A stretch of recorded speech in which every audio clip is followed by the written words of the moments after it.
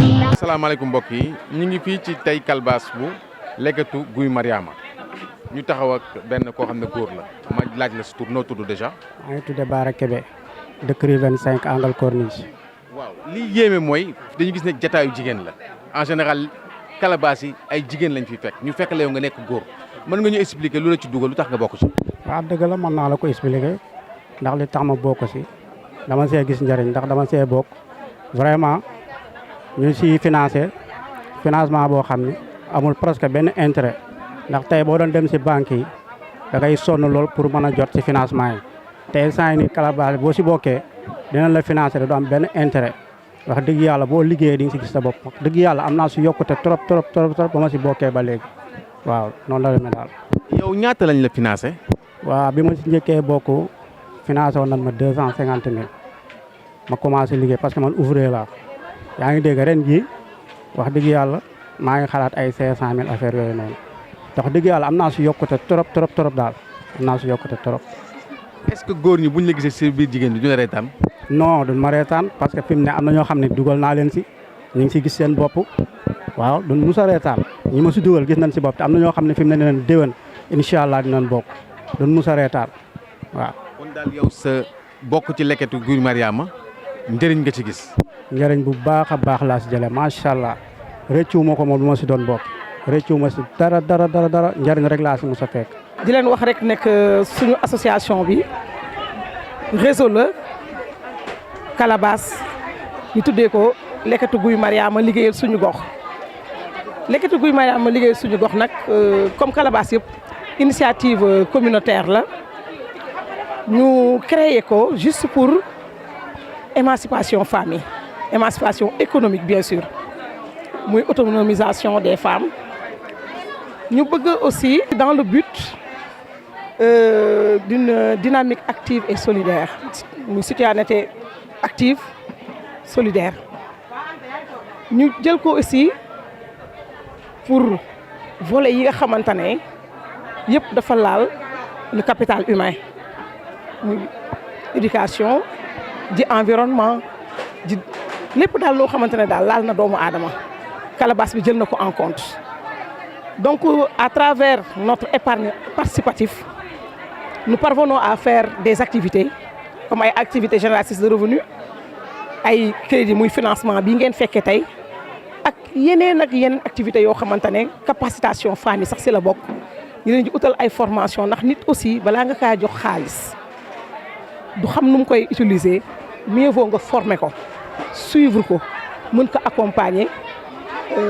ci li muy liggéey donc loolu daal mooy njëriñu Calebasse bi. famille yi dañ leen ñaax daw nag ci lu bëri ci recrutement xale yi ci école yi boo leen seetloo ren inscrit nañ xale yu bëri école am na xale yoo xamante ne aussi delloo nañ leen ci école pour lutter contre déperdition scolaire bi bu ñu jógee ci volet boobu ñu ngi dox ci environnement ndax ñëpp xam nañ ne que environnement moo yor lépp ñu ñëwit encore ci santé bi nag moom dañu suivre rek ci benn ci axe PSE bi nga xamante dafa jël en compte le capital humain moo tax ñu topp saytu gën a xool nag parce que couverture maladie bi yàgg nañ ko dégg muy CMU mais dañu gisul woon kenn ku ci jëriñu léegi dañoo jóg dem vers ñoom waxtaan ak ñoom ñu expliquer ñu ba nga xamante ne Calebasse bi si boppam enrôlé na 1000 membres dont c'est 1000 personnes je veux dire dont c'est 836 membres plus les 164 yi nga xam ne dañ leen jël ndax social ndax ñun le volet social aussi daf ñoo ñor. bi ñuy financé 11 millions la ñu amoon waaye xëy na tamit ñu koy sant yàlla rek nit ñee yokku ba nga xamante ne si suñu participation suñu épargne participative bi dafa gën a takku ba nga xamante ne ren génne nañu 42 millions 500. ba ñuy door sax 30 millions rek lañ prévoir woon mais xam nga rek ak demande bi dafa forte léegi nag te on a voulu satisfaire beaucoup de personnes ñu finalement 42 millions 500 lañ mën a génne. waaw ñun dañu remarqué nekk Calebasse yi femmes yi dañuy denc rek ba tabaski ñu jël yëpp jaay ñu ne nañ changé doxalin ndax loolu taxu ko jóg ndax bu doon loolu rek di bàyyi leen ñu dencal seen bopp mais il fallait que ñu former leen comme ni ma koy waxee ma ciy sant nag ki nga xamante ne moo yor réseau Calebasse bi nekk jàppoo muy madame Kane Ami Ndiaye may nañu fi formation savon am na yeneen formation fruits et légumes ak yeneen yu bëri yoo xamante ne mën nañ ci dugal femmes yi bu ñu ko mënee ba pare après la capacitation ñu doog leen financer suivre leen accompagnement bi bu jàllee je crois que ñoom dinañ mën a gis rendement bi donc ci critères yooyu la ñu basé wu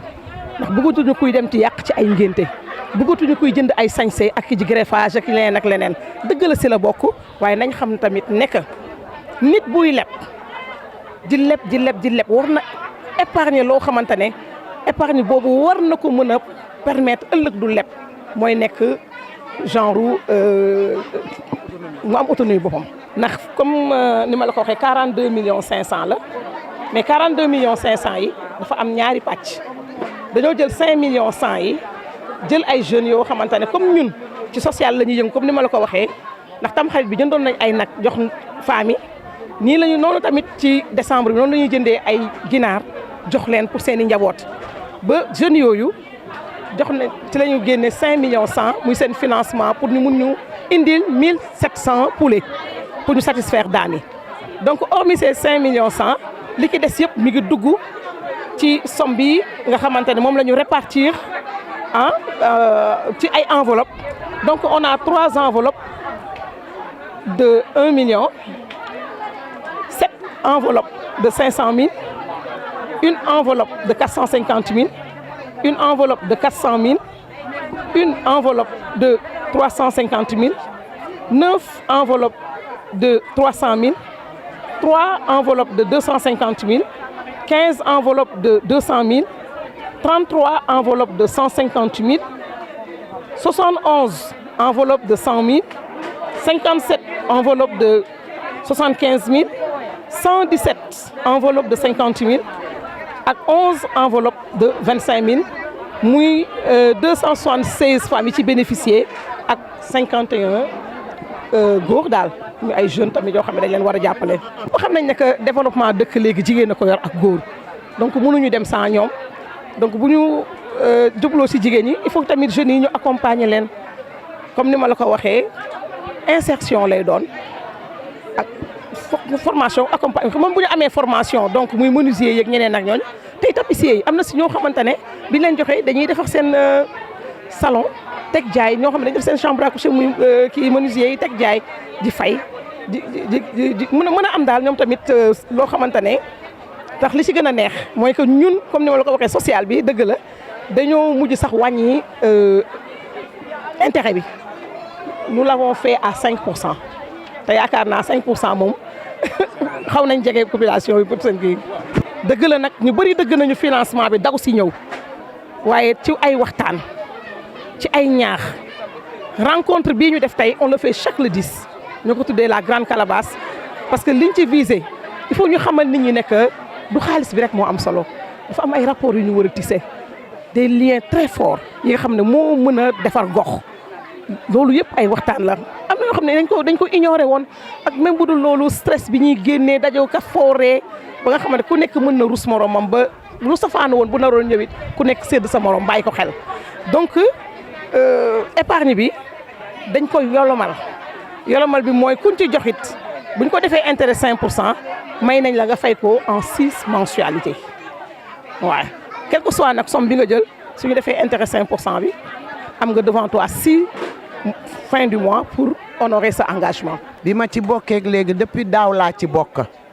mais Calebasse bi moom am na njëriñ wax fa dëgg yàlla Adja Tina mooy présidente bi jiite ñu di def lu baax di wax lu baax suñu dërëm suñu xaalis bu ci duggee dañ koy jot bu koor gi jotee ku nekk dina am sa mbuusu café ak sa suukaru koor café meew dara manqué wu ci mbuus bi ku nekk di nga am sa mbuus bu tam xarit bi jotee day rey nag yi ku nekk di nga am sa mbuusu yàpp ba mu baax amul xejj amul seen te def ci liggéey bu rafet mook Mami Fall ak Marguerite Thiam ñun ci bokk si suñu dërëm a ngi ciy dem ñu ngi koy jot financement bi bu mu ñu joxee itam dañ ko jël liggéey ci delloowaat di ñaan yàlla rek yàlla na law ne dugub yàlla na law te liñ ciy def lu baax ñoom ñëpp muy présidente bi di Mami Fall di Adja Marguerite Thiam ak waa mbootaay gi ñëpp ci bég nag ñëpp ci bég xajatuñu woon ci biir kër gi moo tax ñu tas ko fu nekk ñuy dem di joxe di natt fii dimanche fii lundi wax fa dëgg yàlla calebasse bi moom vraiment biñ koy dajji fii ñëpp kontaan nañu ci crédit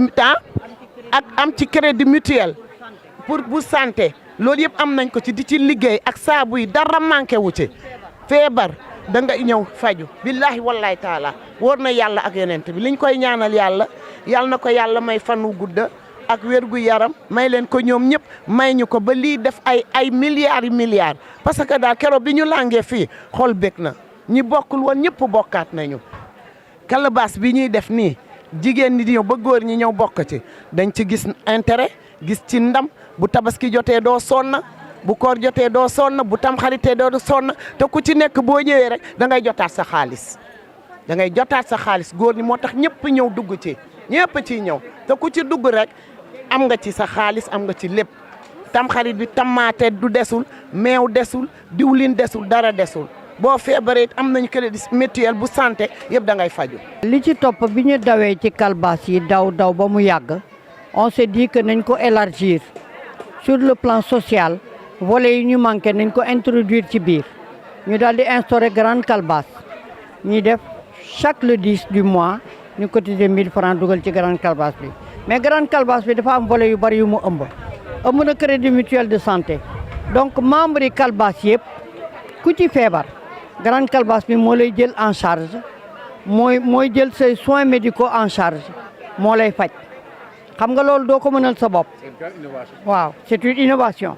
indépendamment de ça calebasse yi dafa am góor ñu ci nekk am xale yu góor jeunes yu ci nekk góor ak jigéen ñu ne dans ces conditions là nañu gën a yaatalaat volet bi ñu tëral opération permis de conduire auto-école te grande calebasse bi mooy financer jeunes yi nga xam ne dañu inscrire pour dem auto-école jàngi pour mën a am seen permis de conduire muy un deuxième volet.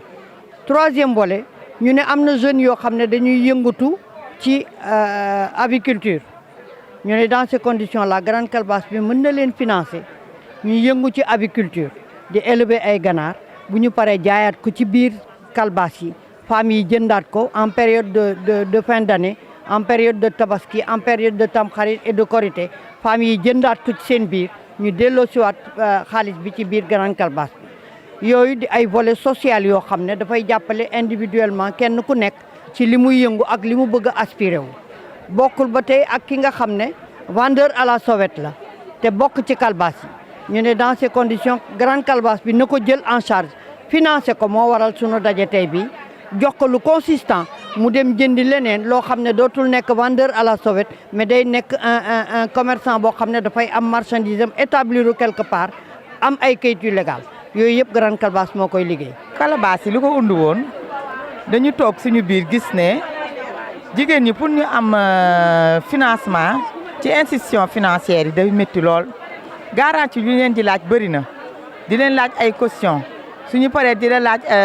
nit ku la avaliser ak yeneen te amuñu ko parce que ñun ñu ci bëri Médina seet nañu suñu doom yi am na ñu ci bëri ñoo xam ne amuñu salaire liggéeyuñu ku nekk da ngay taaba ñu nekk ci secteur informel bi bëri lool ak artisanat bi ñu daal di gis loolu xool loolu ñu def système calebasse nga xam ne suñu amee suñu dërëm suñu ñaar dërëm ñu boole ko kuy bëgg a liggéey ñu mun la jàppale financer la loolu moo tax ñu def système calebasse yi. parce que bu ñu gisee financement calebasse yi def nañu 1 an 2 ans 2 wala 3 ans ba dugg suñu 4e année looy def rek muy yokk dañ ci bëgg a gis avancement et changer parce que ci lépp loo munti nekk ci àddina rek bëgg nga mu évoluer